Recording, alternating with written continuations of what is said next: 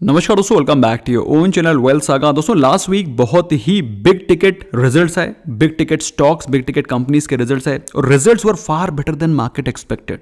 अभी कल के दिन ही रिलायंस के रिजल्ट्स आए जो कि in line with market expectation है, barring couple of fronts like margins. लेकिन दोस्तों अगर आपने इसकी एनालिसिस नहीं देखी, you must go and have a look, क्योंकि इससे आपको बेटर पर्सपेक्टिव मिलेगा कि रिलायंस के रिजल्ट्स कैसे आए। लेकिन इस इंपॉर्टेंट वीडियो में हम लोग जानेंगे दोस्तों कि अगले वीक मार्केट कैसी रह सकती है और वो कौन से स्टॉक है जिस पे कि हमें फोकस करना चाहिए। लेकिन उसके पहले I want to bring your attention towards some few major important aspects of economy. दोस्तों आज के दिन अगर आप देखें कोविड के केसेस इंडिया में तो 4 लाख पर डे से ज़्यादा रिपोर्ट हुए हैं। मतलब 4 lakh per day means 10 lakh cases से भी ज़्यादा अराउंड। अगर इस प्रकार के केसेस चलते रहे तो बहुत जल्दी the number is going to double from ये। लेकिन दोस्तों अगर हम लोग बात करें हाउ इज इकोनॉमी परफॉर्मिंग, तो अगर आप जीएसटी का रेवेन्यू कलेक्शन देखें for the month of April, जिस समय पूरी इंडिया में एक इकोनॉमी का थोड़ा सा स्लो डाउन पे दिखाई पड़ रहा है, आपको कहीं पर लॉकडाउन दिखाई पड़ रहा है, कहीं पर इंक्रीज रिस्ट्रिक्शन दिखाई पड़ रहे हैं। ऐसा कोई स्टेट नहीं है जहां पर कुछ ना कुछ रिस्ट्रिक्शंस या फिर लॉकडाउन या फिर कर्ब्स ना दिखाई पड़ रहे हो। लेकिन उसके बावजूद भी GST revenue collection has hit the new record of 1,41,384 crore rupees of April के महीने में, जब आपको पूरी इंडिया में कहीं ना कहीं पर लॉकडाउन के पैचेस दिखाई पड़ रहे हैं। उसके बावजूद भी जीएसटी रेवेन्यू जो कि हमारी इकोनॉमी को मिरर करता है, रिफ्लेक्ट करता है कि कैसी इकोनॉमी चल रही है, वो रिकॉर्ड हाई पे टच कर रही है।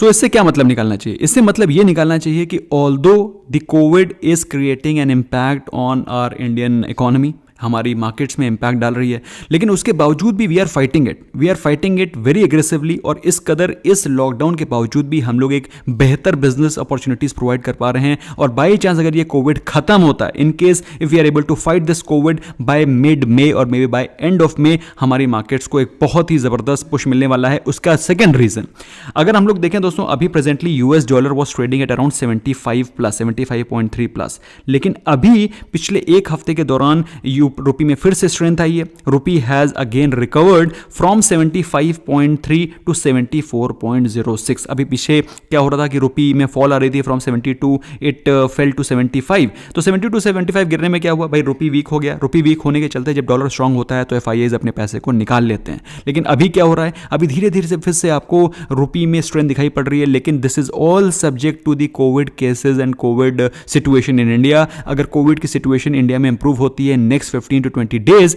मेरे हिसाब से दोस्तों this is going to be a very very positive news for Indian economy as a whole. ये तो बात हो गई होलिस्टिक व्यू की, लेकिन अब हम लोग लेते हैं होलिस्टिक व्यू ऑफ मार्केट। अब काफी सारे लोग कह रहे हैं कि सर ये तो स्टॉक मार्केट यहां से बहुत तेजी से क्रैश हो सकता है, या फिर कुछ लोग कह रहे हैं कि मार्केट यहां से बहुत जबरदस्त जा सकता है। लेकिन दोस्तों मैं आपको एक थर्ड डायमेंशन दिखाता हूं। दोस्तों I want to bring your attention towards the year of 2015 and thereafter 2018। ये जो कॉलम आपको दिखाई पड़ रहा है ये है 2015 का ईयर का चार्ट। हर एक कैंडल आपको एक मंथ का व्यू दिखा रही है।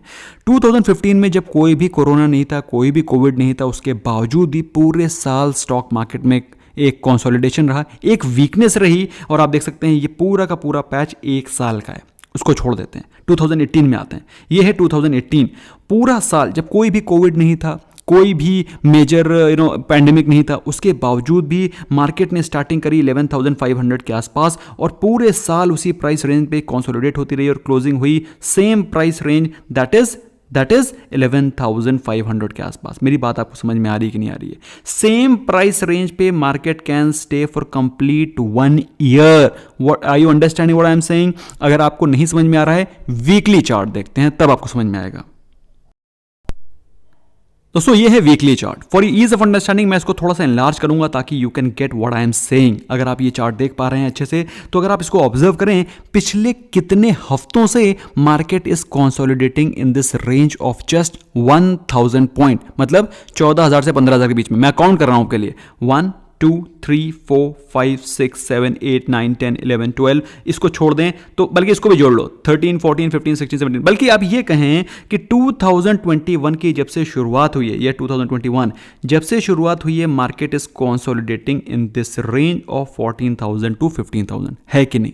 आप लोग ये बात को बिलीव करते हैं नहीं करते हैं तो स्मैश करें लाइक बटन और कमेंट सेक्शन में मुझे बताएं कि सर आप बात बिल्कुल सही बोल रहे हैं, मार्केट कंसोलिडेट करती है और ये अगले आने वाले एक साल तक भी कंसोलिडेट कर सकती है, क्योंकि मैंने आपको दो लेवल्स बताए हैं जो कि बहुत इंपॉर्टेंट हैं, 14,200 के लेवल्स नीचे की साइड पर और 15,000 के लेवल ऊपर की साइड पर। ये जब तक टूटेगा नहीं दोस्तों, हो सकता है मार्केट पूरे साल इस प्राइस पे कंसोलिडेट करते रहे। अब आपका क्वेश्चन होगा कि सर ये तो ठीक है, मान लो समझ में आ गया, अब हमको करना क्या है? करना यह है कि आपको बिल्कुल स्टॉक स्पेसिफिक अप्रोच रखनी है। ऑल्दो 2018 में 2015 में मार्केट पूरे एक प्राइस रेंज पे कंसोलिडेट होती रही, लेकिन उसके बावजूद भी उस साल कितने सारे स्टॉक्स ने अपने नए लाइफ टाइम हाई लगाए। तो आपको क्या करना है, आपको स्टॉक स्पेसिफिक अपनी व्यू रखना है और उन स्टॉक स्पेसिफिक व्यू पे आपको आराम से अपने शॉर्ट टर्म में 5% 10% बना करके प्रॉफिट को बुक करते रहना है। दोस्तों स्टॉक स्पेसिफिक व्यू रखने के लिए मैं क्यों बोल रहा हूं, क्योंकि अगर आप देखें निफ्टी 50 को जो कि अपने एक चैनल में ट्रेड कर रही थी, this is the channel in which it was trading, एक चैनल में फंसा हुआ है निफ्टी, ऊपर नीचे ऊपर नीचे ऊपर नीचे, फिर से ऊपर जाने की कोशिश उसने करी, 15,000 के लेवल को टच करने की कोशिश करी, लेकिन वहां से कोई ब्रेकआउट नहीं मिला। Unfortunately it did not breakout above 15,000 और फिर से वो चैनल में आकर के फंस गया। इसका मतलब क्या है? इसका मतलब यह है कि ये लॉन्ग पीरियड ऑफ कंसोलिडेशन हो सकता है, you should be mentally prepared. अब वो कौन सा स्टॉक है जिसपे कि हमें फोकस करना चाहिए अगले हफ्ते, उसके बारे में जानकारी लेते हैं। फिलहाल अगर बात करें मार्केट की स्ट्रेंथ की, तो मार्केट का RSI चल रहा है 50 के आसपास, जो कि बताता है कोई खास स्ट्रेंथ आपको मार्केट में दिखाई नहीं पड़ रही है। स्टॉक स्पेसिफिक अप्रोच रखिए, स्टॉक्स में अपना 5 to 10% शॉर्ट टर्म में निकालिए, अपने प्रॉफिट को बुक करिए और अपनी कैपिटल को ग्रो करते रहिए। दोस्तों पहला स्टॉक जो कि आपको फोकस में रखना है अगले हफ्ते, जो कि मुझे लगता है दोस्तों, अगर आप मेरे इवनिंग रैप और मॉर्निंग अपडेट्स को फॉलो नहीं कर रहे हैं, I think you are missing out lots and lots of information, lots and lots of content जो कि आपको पता होना चाहिए with respect to holistic market view. कल के दिन दोस्तों मैंने आपको बताया था कि मॉर्गन स्टैनली ने फेडरल बैंक को अपग्रेड किया है from equal weight to overweight. इसका मतलब क्या है? इसका मतलब यह है कि they are very bullish on the fundamentals of Federal Bank और उन्होंने 110 का टारगेट दिया है। दोस्तों जो लोग मेरे पुराने फॉलोअर्स हैं, मुझे रेगुलरली फॉलो करते हैं, they know I am pretty confident on the fundamentals of Federal bank. Federal Bank को लेकर के मैं ये नहीं कहता हूं कि HDFC बैंक बनेगा या फिर कोटक महिंद्रा बैंक बनेगा या फिर ये ऑल टाइम हाई जबरदस्त बेस्ट स्टॉक बन जाएगा इंडिया का, कभी नहीं बोलता हूं, लेकिन कभी भी फेडरल बैंक को आप बैड लाइमलाइट में नहीं सुनेंगे। अगर आप बात करें स्टॉक के फंडामेंटल्स की, तो stock is trading at a very reasonable valuation. अगर आप बात करें इंडस्ट्री की प्राइस अर्निंग रेशो की, जो कि क्लोज टू 30 के आसपास चल रही है, 28.32। अगर आप बात करें स्टॉक के पर्सनल प्राइस अर्निंग रेशो की, जो कि चल रहा है 10 to 11 के आसपास। What does this demonstrate? आपको 1/3 इंडस्ट्री के 1/3 वैल्यूएशन पे स्टॉक मिल रहा है। पिछले एक महीने की परफॉर्मेंस देखते हैं। सेक्टर ने दिए हैं 3.5% के negative return, 3.81% to be specific. Sensex ने 2.7% के नेगेटिव रिटर्न दिए, जबकि अगर हम लोग फेडरल बैंक के बारे में बातचीत करें तो उसने पॉजिटिव रिटर्न दिया और वो भी स्पेसिफिकली पिछले ट्रेडिंग सेशन में अच्छा खासा जंप आपको दिखाई पड़ा। ऐसे में दोस्तों अगर ये स्टॉक का पिछले एक साल का व्यू देखें तो आपको दिखाई पड़ेगा कि इसने कैसा परफॉर्म किया है अमंग इट्स पीयर्स। तो अगर आप इसको ऑब्जर्व करें तो आप पाते हैं पिछले एक महीने में sector has given you 50% plus returns. मेरी बात आपको समझ में आ रही है? सेक्टर ने दिए हैं 50% से ज़्यादा के रिटर्न, फेडरल बैंक ने दिए हैं 64% के रिटर्न्स इन 1 ईयर। आपको सेक्टर से बेहतर परफॉर्मेंस मिल रही है, सेंसेक्स से भी बेहतर परफॉर्मेंस मिल रही है, तो बताता है ये कि ये स्टॉक एक बेहतर क्वालिटी का स्टॉक है। चार्ट पे भी देखते हैं क्या दिखाई पड़ रहा है, लेकिन उससे पहले क्विकली एक बार आपको मैं दिखाता हूं फेडरल बैंक के चार्ट पे आपको क्या चीज़ ऑब्जर्व करनी चाहिए। आपको ऑब्जर्व करना चाहिए कि स्टॉक ने अभी 50 डे एक्सपोनेंशियल मूविंग एवरेज के ऊपर क्लोजिंग दी है, जो कि एक स्ट्रेंथ का सिग्नल है। अगर बात करें इसके रिलेटिव स्ट्रेंथ इंडेक्स की, दोस्तों अगर आपको ये moving average, relative strength index, volume सब क्या होता है अगर आपको नहीं मालूम है, सारे के सारे वीडियोस डिस्क्रिप्शन में है, हमारी प्लेलिस्ट उनको देख सकते हैं। ये सारे चार्ट्स में ज़रूर भी एनालाइज करता हूँ, जिसमें कि अगर आप स्टॉक्स में इन्वेस्ट करते हैं, चाहे आप उसको 3 दिन के लिए इन्वेस्ट करें या फिर 3 साल के लिए या फिर 3 दशक के लिए, आपसे कोई भी चार्जेस नहीं पड़ते हैं फॉर इन्वेस्टिंग, जीरो ब्रोकरेज। तो दोस्तों अगर आप जीरो ब्रोकरेज अकाउंट खुलवाना चाहते हैं, link is there right in the description and pin comment. You can start your investing journey with zero brokerage today. तो दोस्तों फेडरल बैंक को अगर आप देखें तो आपको दिखाई पड़ रहा है कि स्टॉक अभी स्ट्रेंथ पकड़ना शुरू करा है। ऐसे में अगर आप चाहें तो स्टॉक को ले सकते हैं। आपको क्या चाहिए? आपको चाहिए 5 to 10% ऑफ रिटर्न्स, जो कि आपको एफडी में लगते हैं साल 1.5 साल में आपको 5% के रिटर्न हर साल मिलते हैं। अगर आपको ये 5% के रिटर्न एक हफ्ते में मिल जाते हैं, what is wrong about it? मेरे हिसाब से दोस्तों ये स्टॉक एक बहुत ही आइडियल सिचुएशन में है। यहां पर आप फ्रेश एक्यूमुलेशन कर सकते हैं in case if you wish to.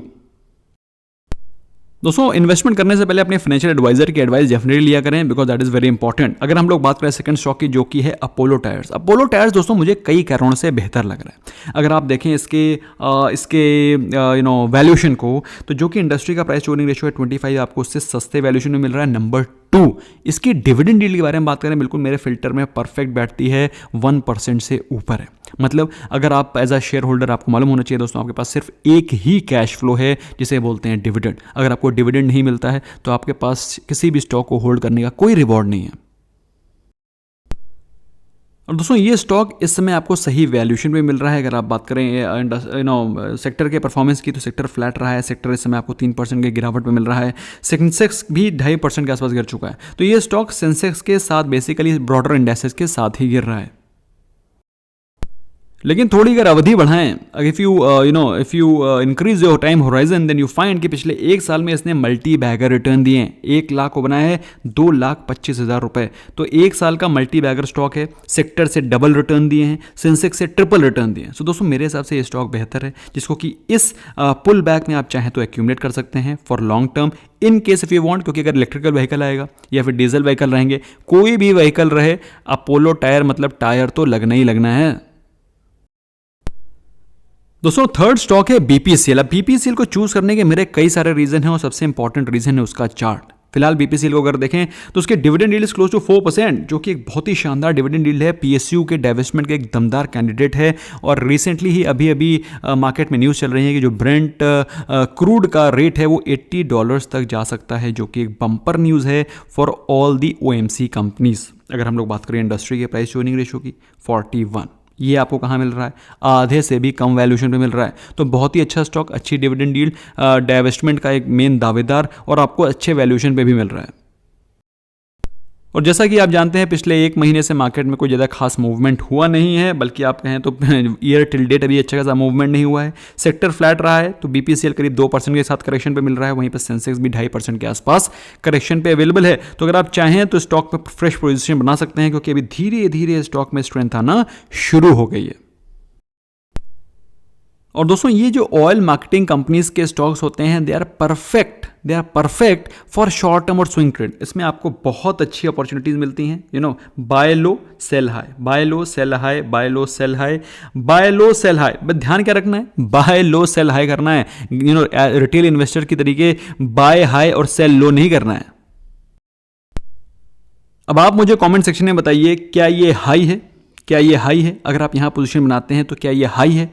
बिल्कुल भी नहीं। अगर आप यहां पोजीशन बनाते हैं तो ये हाई है, क्योंकि इसका ट्रेंड देखेंगे तो आप बिल्कुल एकदम टॉप पे इसको खरीद रहे हैं। तो रिटेल इन्वेस्टर के तरीके बाय हाई सेल लो नहीं करना है, बाय लो सेल हाई करना है। अगर आप यहां पर इसको लेते हैं, मेरे हिसाब से आपको शॉर्ट टर्म में 440 450 के प्राइस रेंज दिखाई पड़ सकते हैं। दोस्तों हमें ज़्यादा इसमें, जो आप शॉर्ट टर्म ट्रेड लेते हैं, ज़्यादा हमें लंबे टारगेट्स नहीं लेने। हमें चाहिए 5 to 10% ऑफ टारगेट्स, जो कि अगर हमें मिल जाते हैं तो हम उसको लेके निकल जाएंगे। जो हमें रिटर्न एफडी में 1 साल में मिलता है, वो अगर हमको 1 हफ्ते और 10 दिन मिल जाता है, और क्या चाहिए? So we want to increase our capital investing in good quality stock, investing in दो स्टॉक्स जो कि काफ़ी सेफ हैं, and at the very same time जिसमें कि अच्छे वैल्यूएशन और अच्छे पोटेंशियल दिखाई पड़ रहे हैं। तो दोस्तों कैसे लगे यार आपको स्टॉक? ये मुझे कमेंट सेक्शन में डेफिनेटली बताइएगा। और यस, वीडियो को लाइक करना मत भूलिएगा, because that motivates me lot. Thank you so very much for giving your precious time. I hope you learn something new. Bye bye for now.